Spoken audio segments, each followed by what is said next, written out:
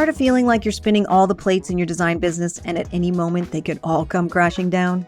Are you feeling like you're so close to breaking through to the next level, but those consistent projects still aren't flowing your way? Are you ready to finally take your business from a hobby to 100K and beyond? Then welcome to the Six Figure Designer Podcast. I'm talking all the techniques you need in your design business to start paying yourself, get great clients, and finally break through that 5-figure ceiling.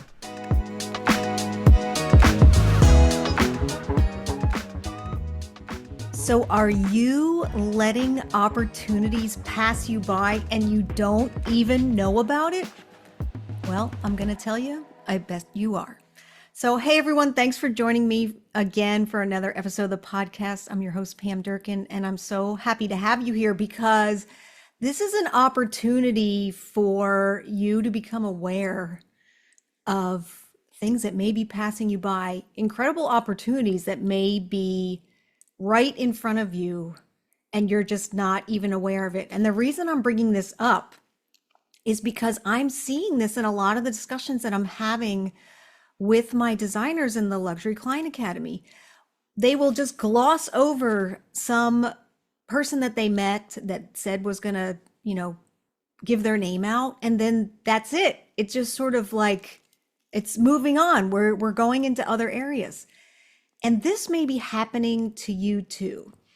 And one of the reasons that I'm called the closing coach for interior designers is because I am helping you identify these missed opportunities so that you can start closing more projects. So let me give you a couple examples to see if some of this is actually happening to you in your business. There was an electrician that was working with this designer and he was like, holy cow, like you're incredible. I love working with you. You're not like other designers I've ever worked with before. I really want to start referring business your way. And, that would be, would you be okay with that? And she was like, absolutely, 100%. And pin drop, long pause. That was it. And I'm like, well, what are you doing about it? And she's like, well, what do you mean? And I was like, are you going to follow up? And she's like, no, I was just going to wait until he referred something my way.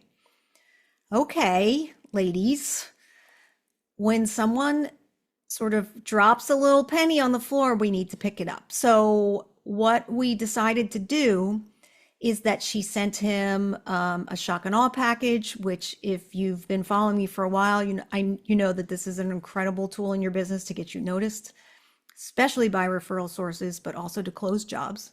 So she sent him a shock and awe box. So now she's on high radar, right?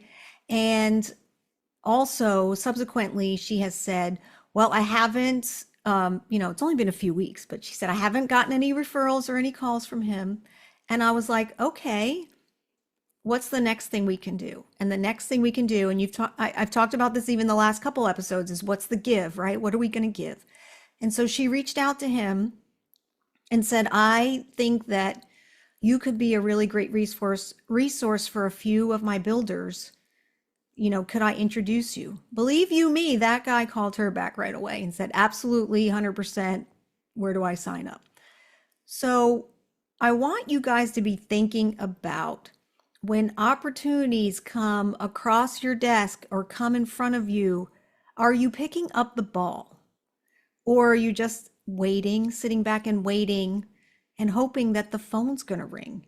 There was another situation where a designer had reached out to a builder and the builder said, oh my God, I could really use some help. I'm really busy right now. I've got a lot of projects and I'm, kind of doing everything. I'm doing the selections. I'm doing all the specifications and all these things. And he's like, it's killing me.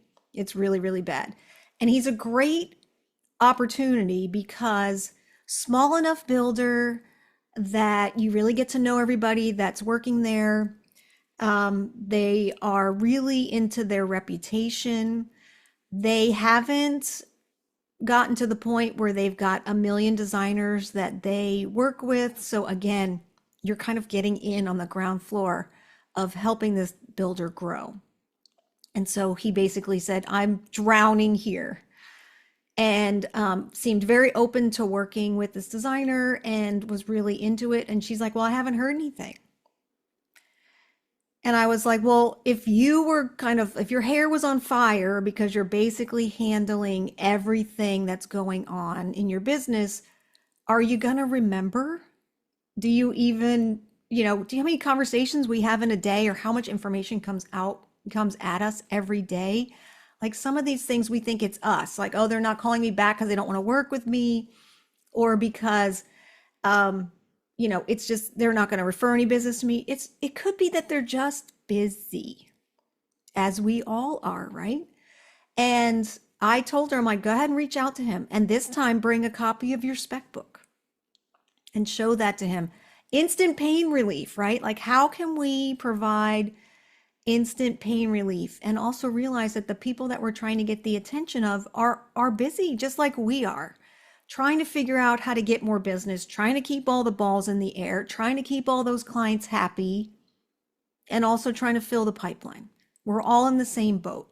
So as you're going about your day, if you haven't heard back from somebody, then we should be reaching out on a regular basis. So that's one of the things that we do, and I'm really a stickler for in the Luxury Client Academy, is not only do I kind of pick up on things that you guys were saying in passing, like someone said they're going to refer me, or so-and-so said they have a project, but I don't know the names, or they just mentioned it.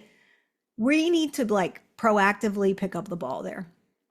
And what we do in the Luxury Client Academy is that we have a tracking sheet for clients, for vendors, so that we can see what's been happening with various people, because I don't want you to be able to keep it all in your head. If you're keeping it all in your head, then you only have one or two people that you're talking to, and that's not enough. Even at a 50% close rate, it's still not enough. You need to have more opportunities in the pipeline. Also, if you want to be able to choose the types of projects that you want to do, you have to be getting more opportunities put in front of you. Because when more opportunities are put in front of you, you're a lot more confident and comfortable saying no to things that aren't a good fit, because you know that there are more things to choose from coming down the line. So I want you to be in a more proactive approach. And again, we do this in the Academy by having a tracking sheet, and we're literally writing these things down and giving them a number in the sales process, 1 through 6, depending on how close they are to giving you money. And one of the reasons that we track this is because we want to eventually see some trends as to, one, how long does it take you on average to go from just understanding that there's a project all the way to getting money from somebody? How long does that on average take? And generally it takes like a few weeks to a month if it's right there ready to go. And so we want to know like how long that is for you and your business, because if things take 2 months, it just tells us how far in advance we need to start planting some seeds. The other thing that assigning, numbers and tracking what's happening in your business is to also see, are things stalling at a certain point? Are they not getting past a certain point? And that could come down to the quality of leads you're getting. Like maybe you're getting good number of leads, but the quality isn't there. So they're never getting past, they're never signing, or you just turn them down because they're not a good fit. Or there could be some breakdown happening in your process that you're just not aware of. And then we look at those trends and see what's happening. So I want you also to be thinking, not every project's a now project. It could be a few months from now. So not everything's a one and done. Not everything is a right now. So we want to be planting seeds for always for the future. So we also want to be planting seeds and expanding our referral network. We want to, of course, start from the inside out. So the people that are close to us, the people that know us, the people that love us, the people that want to help us. But then after a while, you run out of those people.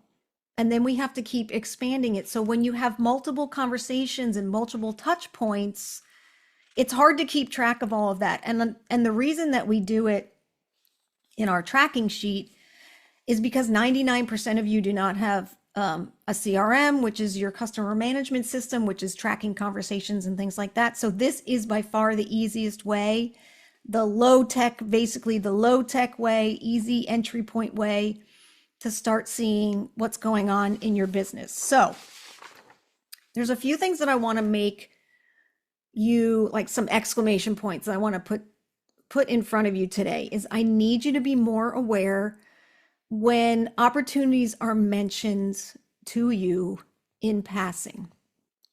So for instance, this one builder had said to a designer, yeah, we have these two projects going on. They named the person's names. And, I think we want to get you involved in that. And I was like, okay, so what are their names? What are the projects' names? She's like, I don't know. So she didn't write it down. She doesn't remember. And I said, well, what's happened since then? And she's like, it's been a couple weeks. I haven't heard anything. And I was like, okay, so one, we needed to be aware, are those two people, those two jobs on the tracking sheet? Yes, great. And now what are we doing about it? And she's like, well, it's only been a couple weeks. I'm like, but why not follow up? That's not a bad thing, right? Saying, hey, you mentioned these things and I'm just, seeing where they're at. Did you sign the clients? Where's the project at? Do you know any more information about it? That is it. So we need to be recognizing when things are just mentioned to us in passing and then we're just glossing over it like it's not a real opportunity. So we have to realize that opportunities aren't things like where a client's ready to sign today. That's not all of the opportunities out there. What about the things that are maybe a month or two out, maybe 3 or 4 months out? Why not be cultivating those relationships with those key referral partners now? And one of the things that came up in the call today, one of the calls I was doing today, was who are other referral partners besides builders and realtors? Because builders and realtors, of course, are the first people that we would normally think of. But I also want you to be thinking of, what about all the vendors you deal with? The custom cabinet maker, the countertop guy, the beautiful tile showroom that has all those amazing, tiles that are $100 a square foot and above, or even just, really beautiful tiles, like just an amazing showroom. What about a high-end paint company that's, the top of the top, that does like beautiful, beautiful work? We also talked about pool companies, because people who are creating pools, then people do the outside of their homes, and then they go, we need to start the inside. So let's see, plumbing companies could be great if you have a small boutique plumbing manufacturer. I mean, if you have like a Ferguson, of course you could try. You could definitely ask. You might be in a more crowded space there, where they may have more designers who have already asked to be on the referral list. But if you have a small boutique plumbing company in your area, why not establish a really great relationship with them? Because they're getting the type of clients, the clients that are going to walk into those doors are the types of clients you probably want to do business with. The custom mill worker, anything that's, built in a more custom way is going to get you a higher end, customer, and be a better referral source. So those are some other ideas of other trades, other vendors that you could look for in your area as well, to start building those relationships with. So the first thing is, I need you to be more aware of opportunities as they pass you by. I want you to be capturing those and being mindful of those and being aware of them, first of all. So that's the first thing. And then I want you to be putting them on some kind of list, because as much as you think you're going to remember, you're going to forget, because you have a million details going on in your mind about projects and all the other things that are going on in your life. Over time, you're going to forget. So we need to write that down and capture that, right? So we need to figure out who the person is, what's the opportunity, some information about that. Third thing, we have to stop waiting for people to circle back to us. So we have to stop waiting for the phone to ring and be a lot more proactive, because other people are busy, just like we are. Other people forget, just like we do. And think about this. What if it was a blessing that you circled back with someone who is just knee deep in so much stuff? They could really use your help. They just haven't had a moment to breathe, haven't had a chance to find your number. Maybe they put it on a little piece of paper, or maybe you gave them a card and they stuffed it in their pocket, or it's in a pile of papers. They just haven't gotten to it. What if you were a blessing to them because you went ahead and made that call and said, "Hey, I know we talked about this project. Let's get into it a little bit. Let's talk a little bit more about it. How can I help you, or how can I help you in your business in general?" And then the next thing, and this is where, I come in to help you as well, is what to say. What to say to those people. So what do I say to the builder who's drowning in details? We say, "Hey, I've got this amazing spec book. Let me take some of these things off your plate. Let me help you so that you can do what you're good at, and I can help you do this part." So we think about all the ways, all the angles that you can come, in front of somebody that really like clicks with them, that helps them think to themselves, "Wow, this is like a resource that I need to be working with more and more." And that's where I come in. We talked about, if you guys heard me do the hitch episode, it's like I'm on your shoulder, kind of helping you navigate these conversations one at a time. How do I handle this?